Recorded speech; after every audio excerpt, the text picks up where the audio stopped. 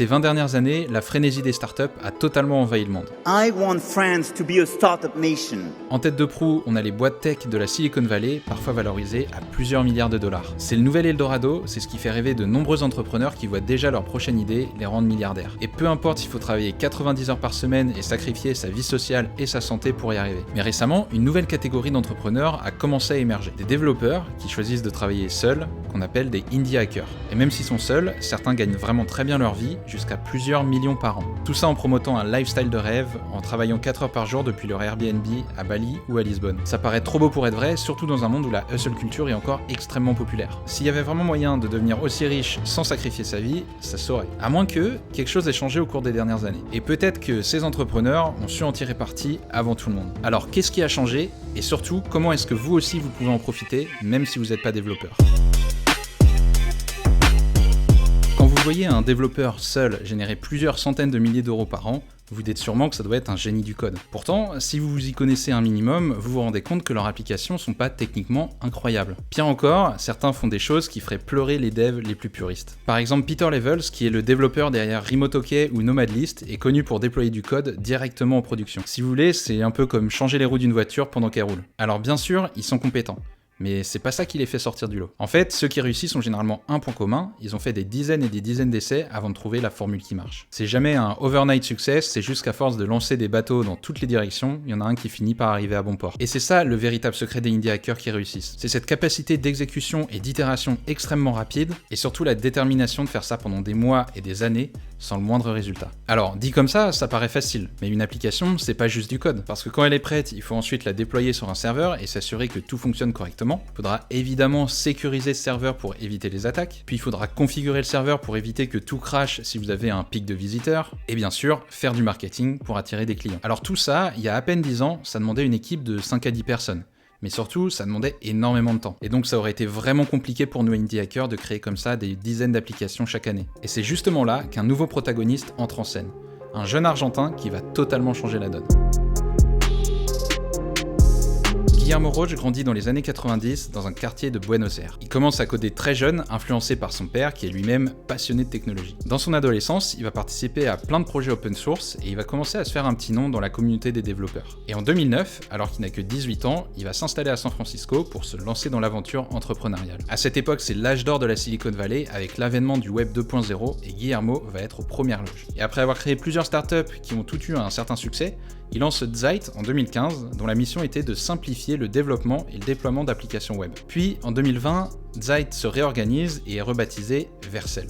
Et malgré quelques critiques de la part de la communauté, ce rebranding va permettre un énorme bond en avant pour la société, qui va lever plus de 160 millions de dollars en un an et deviendra une licorne en juin 2021. Et alors que Vercel s'impose comme acteur majeur du développement web, Guillermo Roche, visionnaire, insuffle sa passion pour la simplicité et l'efficacité dans les produits de l'entreprise. Et c'est cette vision qui va radicalement transformer l'avenir du développement web.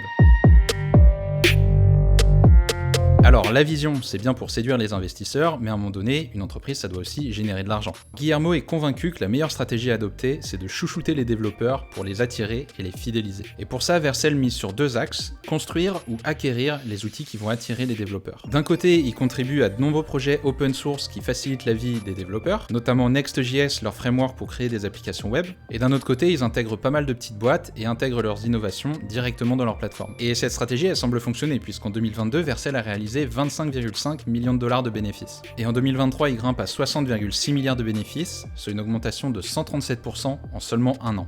Donc non seulement leur stratégie fonctionne, mais en plus, en mettant l'expérience développeur au cœur de ses préoccupations, Vercel concrétise petit à petit sa vision, à savoir devenir une plateforme tout en un qui accompagne les développeurs depuis l'idée initiale jusqu'au déploiement de leur application, en passant par les outils d'analyse pour améliorer et itérer jusqu'à la prochaine idée. Et le plus beau dans tout ça, c'est que c'est tellement simple à utiliser qu'un développeur avec 6 mois d'expérience peut y arriver tout seul. Et donc là, vous comprenez enfin le secret des indie hackers. C'est l'émergence de plateformes comme Vercel qui permet aux développeurs de lancer des projets ambitieux, rapidement et pour quasiment 0€. Mais l'histoire ne s'arrête pas là. Il vous échappera pas que depuis quelques mois, une technologie connue depuis bien longtemps par les informaticiens a soudainement passé sous le feu des projecteurs. AI, generative AI,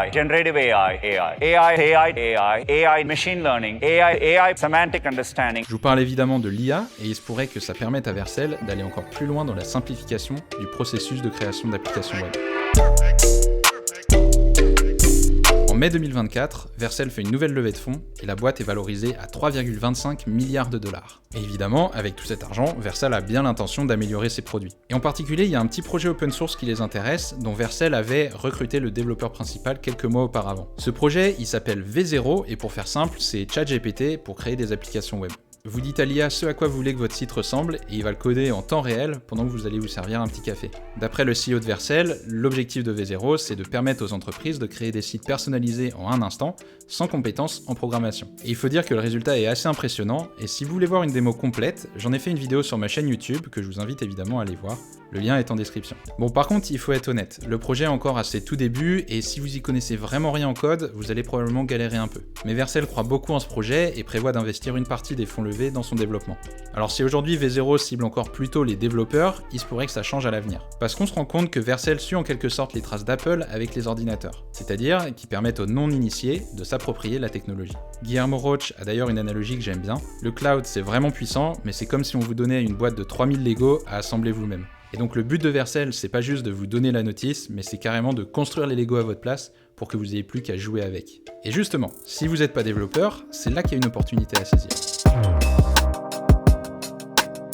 L'un de mes rêves est que le prochain Facebook soit créé par quelqu'un qui n'a pas eu accès à toute cette éducation, ni puisse construire un réseau et travailler avec toutes ces personnes brillantes. Ça pourrait être une petite fille en Afrique ou un petit garçon au Bangladesh. Ça, c'est la vision que Guillermo Roche essaye d'atteindre avec Vercel. Et c'est une idée qui est corroborée par le livre The Fourth Economy de Ron Davison. Il y décrit l'avènement d'une nouvelle forme d'économie dont les acteurs principaux seraient les petites entreprises et les indépendants. En fait, d'après lui, ce qui permet aujourd'hui de créer de la valeur, c'est la détention de la connaissance. Et comme tout le monde n'a pas les moyens d'embaucher des experts, c'est surtout les très grosses entreprises qui dominent l'économie. Sauf que avec les réseaux, tout a changé. Et maintenant, la connaissance est devenue accessible à tous. Et si on combine ça avec les avancées technologiques, tout le monde peut transformer cette connaissance en valeur. Autrement dit, l'entrepreneuriat est devenu accessible à tous. Et par conséquent, on est en train de vivre une transition où les petits entrepreneurs vont prendre de plus en plus de place dans l'économie. Et c'est pour ça qu'il y a une opportunité à saisir, notamment avec l'IA et les outils comme V0. Alors non, vous n'allez pas concurrencer Google ou Microsoft ou OpenAI. Votre opportunité, elle est pas là. Elle est plutôt dans tous les petits problèmes ultra spécifiques qui sont beaucoup trop petits pour que les grosses entreprises s'en préoccupent. Et votre atout, ça sera la vélocité avec laquelle vous serez capable de créer des systèmes pour résoudre ces problèmes. Et ça, les indie hackers ont été les premiers à le comprendre. Alors maintenant, c'est à votre tour.